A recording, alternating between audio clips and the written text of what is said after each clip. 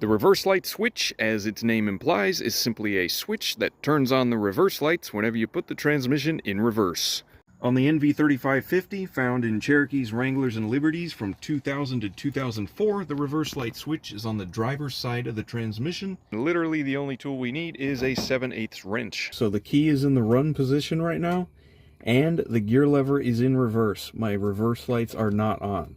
So I'm going to unplug said reverse switch, and using this piece of wire I keep in the Jeep at all times for just such an occasion, I'm just going to bridge the two terminals on this connector to each other, and my reverse lights are on. As soon as I unplug that, they're off now. So that confirms that because this is the connection point that turns on the circuit, that the switch is the thing that's bad. All you need is either a 7/8 deep socket, or if you happen to have one of these offset wrenches, I'm going to try using this. See if I can get enough of a grip on it. There we go. So, yep, the old one is old looking, and the new one looks new.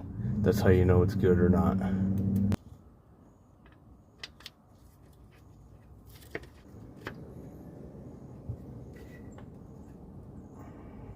That ought to be good.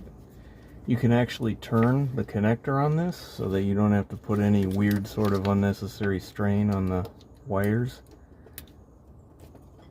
And then just plug it in until it clicks. And now we test it. Key on, reverse.